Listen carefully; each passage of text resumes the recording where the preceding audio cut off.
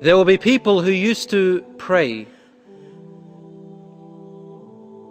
but they end up in hellfire. They pray, but they end up in hellfire. That doesn't make sense. Well, it's in the ayah in the Quran where Allah subhanahu wa ta'ala says, فَوَيْلٌ لِلْمُصَلِّينَ فَوَيْلٌ لِلْمُصَلِّينَ الَّذِينَ هُمْ عَنْ صَلَاتِهِمْ سَاهُونَ الَّذِينَ هُمْ يُرَاءُونَ وَيَمْنَعُونَ الْمَاعُونَ. Hellfire to those who pray. And then if you continue the verse, it says, those who when they do come to pray, they are neglectful of their prayers. So they pray on and off. They pray carelessly. They pray without wudu sometimes. الَّذِينَ هُمْ يُرَاءُونَ. They are the same people who do good actions just to show off in front of people.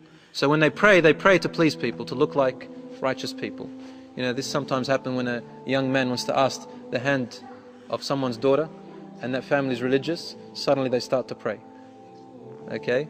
Wants to look righteous. They get married, afterwards true colors come out. Allahu Akbar.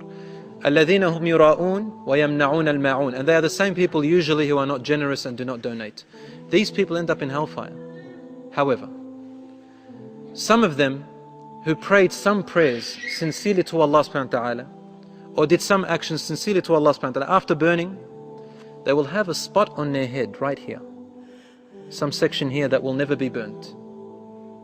This is in a hadith in Sahih Muslim, that the people who were muwahhidun and used to pray at least on and off sincerely, in hellfire there is a place on their forehead that will not burn.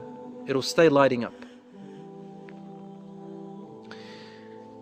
Allah will, Muhammad sallallahu alayhi wasallam, after people enter heaven, he'll keep coming out and going back in, coming out and going. What is he doing? He comes out standing, out saying, oh my Lord, there are still members of my ummah in hellfire. Please save them. Oh my Lord, your promise is true, and this is your promise to me. Allah gave only Muhammad sallallahu alaihi wasallam among all the prophets this promise, that he will be the only one allowed to save his followers. No other prophet had been given this privilege. So we are privileged to be from the followers of Muhammad sallallahu alaihi wasallam, yeah?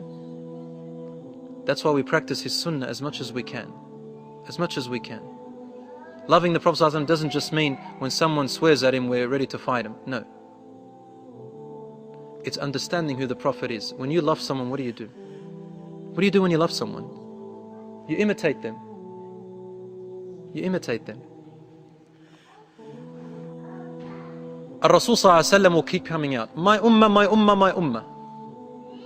And so Allah will say to the angels, go to the request of my messenger sallallahu alaihi wasallam, because Allah loves him the most. Go! Every single Muslim believer that's in hellfire, that has an atom's worth of tawheed, take them out. And the angels will go looking at them, and they will know them by a sign. The sign will be the spot on their head, as we said according to the Sahih Hadith.